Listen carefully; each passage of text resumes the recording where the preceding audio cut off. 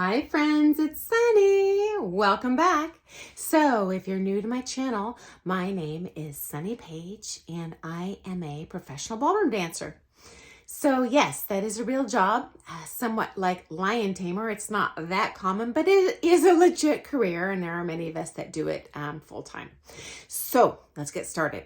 I'm here today to share from an industry insider's perspective what it is that you're watching on Bravo TV newest reality TV series, Dancing Queens. And today we're looking at the season finale. As you can tell by the title, I've had to break this up into a number of videos because I don't want to leave you sitting here watching me for 5 hours straight. That'd be boring. So I'm trying to cut this into digestible chunks and sharing each day. So let's get started. Again, this is the season 1, episode 8. Kind of grand finale of the series, and I'm here today to share the fallout from the results. So in that previous video I posted yesterday, we talked about the winner, Sabrina, first place. Second place, Gael. Third place, Leonie. Sixth place, Colette. And unfortunately, Pooja and Donnie did not make that final, but they did dance their best. As soon as that comp is done, we're still at the competition, and they do follow-up interviews with the dancers to kind of hear their self-assessment of how the comp went for them. So let's start with Colette. Firstly, I am thrilled for Colette. She did not make the final last time, and she was under a lot of pressure because she was quote-unquote partner dumped by her partner Christian for Pooja. So she's up on the floor in her mind and heart, not only against Pooja, but with her new pro up against her former pro, Christian. She obviously wants to show Christian that, hey, you shouldn't have broken up with me. And she wants to prove to herself that she has not lost God's gift to dancing, and there's still potential in the dance competition world for her. So I love that she placed 6th. She did much better than last time. And I hate to admit it, but I was also excited to see her just beat Christian. I'm sure that felt very rewarding for her. And just like if you see like an affair and the husband runs off with someone else and you're like, oh my gosh, there's kind of a little part of you that's secretly happy when you see that affair break up and you're thinking, well, it serves them right. So that's kind of how I feel about Christian. I think that was not nice of him to dump her for someone else. I'm assuming just because that other lady had more money. So anyway, I loved seeing that. I think they have a great future ahead. As I've shared previously, Colette is a 10 dancer, unlike these other dancers, which means she not only competes in Latin, she competes in the international standard, which is the more traditional dances.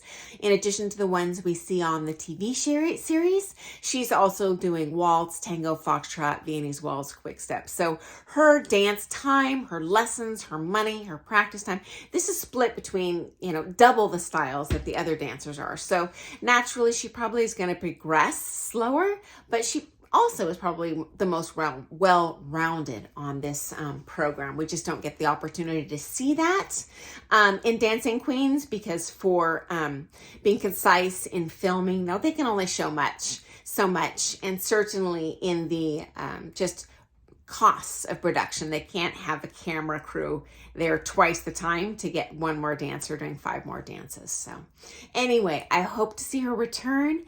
I hope to see her dance with Alex again. I would love to see her on the floor against Christian again. So love that. And this is an unfortunate reality in the ballroom dance world. There can only be one winner, okay? But that doesn't mean, for example, if you're silver on that Olympics podium, that you failed. Now, I understand as a competitor at heart, it feels like you failed, but everyone else behind you, it wishes they were in your shoes. No different in dancing. And certainly you're going to feel more excited and happy about how you did at a comp if you compete well, but that doesn't mean you didn't dance well, okay? Really, the goal should be to just dance as well as you can, and each comp dance better than the last one, because you really are ultimately only competing against yourself, and the judges do love to see that.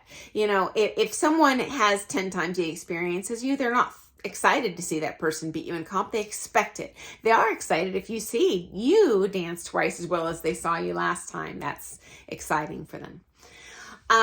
Anyway, I love that she's improving. I love that she also recognizes that 6th place is a victory for her. I love that she describes it that way, and I agree. And she only has opportunity for growth and improvement and doing even better in the future. One of the best coaching sessions I had was with a German professional named Wolfgang Opitz, and he said, don't waste your time preparing to win, because you will win. You need to prepare to lose, because you are going to lose. There's only one first place couple. You're going to lose, and you're going to lose, and you're going to lose, and you need a thick skin so that you stick with it over time, and then ultimately you win. And I have found this to be true. I think it's great advice. I think this is applicable in any career. Dancing is no different, including for amateur dancers, even if you're doing pro-am. So stick to it, even if you don't get the results you want at every single comp. You won't win every time. You know, even Serena Williams loses a match sometimes. It happens. Doesn't mean that you're bad at what you do. Okay, next up, Sabrina. So you guys know I dislike me Sabrina. This lady is so mean on this show. I honestly wonder if she's just acting to get more screen time, but we don't know. Maybe she is nasty in real life. And of course, as expected, she's smug about placing first. She's ironically the one who is always puffing and tooting about who she's a mom and her husband and her daughter her priority, but I have yet to see this on this program, certainly. So anyway, I don't like mean people. So I'm not necessarily rooting for her just because of that. But honestly, given the dancing I saw, yes, she validly was placed. So I look forward to her returning only so I can see these other ladies improve faster than she does, because she's still constantly fighting with her partner Stoss. I think that's going to hold her back. And I'd love to see these other ladies kick some booty and show her that she is not all that in a bag of chips. Okay, next up we have Donnie and Ilya. So Donnie is the little bit more heavy-set one who has the inferiority complex. Unfortunately, she does not make the final, but I was really actually happy in this series to see that she's no longer blaming her placements on her body type. You know, will being fit help your marks? Yes. But you know what's going to really hurt your marks is crummy dancing. And from what I've seen the clips of, you know, she is not as good as the other dancers, and the marks are totally fair. As I have previously shared in Pro, I think this program is wrong and does the ballroom dance industry a disservice by inferring that it is a very body conscious, judgmental industry. It actually isn't, okay? Now, if you're competing open pro, yes, there's gonna be an expectation level, and honestly, if you wanna do well, like a physical necessity to be very fit. But in Pro-Am, that is not the expectation. The judges know that you are an amateur. You probably have a job. You probably do something else for a living. You have a limited number of hours a day you can do this. There's a wider variety of ages. They do not expect a 60-year-old lady who retires and dances twice a week to look like an 18-year-old doing it full time. So this is, I think, a great disservice to the industry. And you can be any age, any body type, and do well and find success on the comp floor and be supported. And certainly there is diversity in costuming options where you don't have to dress like Sabrina in something very skimpy. Total variety of body coverage is acceptable, and costume styling is acceptable. So I just want to put that on the table because not all of the industry behind the scenes secrets are dark. There are some wonderful, joyful, fabulous things and benefits to people they are not highlighting on the series because that's not going to compel viewers to watch. Viewers don't want to watch, you know, kumbaya, everyone gets along. They want to see the drama. They want to see the dark side. So anyway, I love that Donnie is not blaming her figure on her marks. I love that she's happy with her marks. I would want her to feel joy. That's why we dance. Dancing is joy. joyful and rewarding and fun.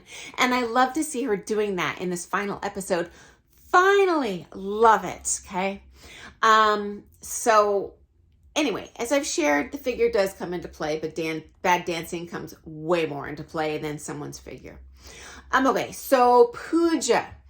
Unfortunately, this is real, and I've seen this as a dancer myself. It makes me sad to see her cry when she gets her results. You know, sometimes you can be surprised and even devastated by the marks you get. But hey, no need to cry. There's always a next time. But it does make me sad as a dancer to see that, and I'm sure that was not manufactured for the show. I'm sure that was real. That being said, I was very disappointed to see Pooja's attitude in this grand finale episode. I really think she is straight up delusional. Crazy to think that she can switch to Latin, have the least Latin experience of all these ladies, and that she's going to dominate the competition. This is just not realistic. I don't know who she thinks she is, but everyone starts from a base level. And although she is an experienced dancer, and the series makes it look like she's been only dancing Latin for 3 months. I looked at her results. She has been doing Latin for a couple years, but that still is the least experience of all the ladies we see on this show. And so she should not be shocked by these results. She still danced great and had good results for her skill level, even though she didn't win. So anyway, that made me sad to see that. I thought the marks were fair. And I was disappointed that she would be so arrogant as to expect that. I just think that's crazy talk. And also, even if she did well in one former competition, that doesn't mean you're going to do well today. So you really need to bring your A game on at every single comp. So maybe she beat someone in the past that she didn't beat this comp. You're disappointed in that. Hey, don't worry about it. There's always next time. We're not going to dance identically every day. You know what? Even Michael Jordan doesn't make every single basket. Dancing's no different. Also, side note, loved the most recent costume. We saw Donnie compete in that white and gold number. Lovely. And Leonie's costume, not my favorite. She has a gorgeous figure, beautiful lady. I just thought the design was not suited to her. So this may not have affected their marks, or may have affected their marks more than they realized. I think certainly in the case of Leonie. So anyway, that's my 2 cents. I'm getting way over that 10-minute mark I like to hit. So, okay, I'll post one more video with a summary kind of following up on where these dancers are going forward. So thanks so much for joining me today. If you're interested in the content, have questions, comment below. I'll answer all your questions. If I don't respond, comment again. It just means YouTube for some reason didn't send me a notification. And if you ask an interesting question or more than one person asked that question, I'm more than happy to make a separate video answering that question in detail. In a 10-minute preview of one Dancing Queens episode, I can't address every single behind the scenes thing that goes on in our industry. So again, thanks for joining me. If you like, subscribe, thumbs up button. I love seeing that. And hopefully I'll see you next time. Thanks guys. Have an awesome day. Bye.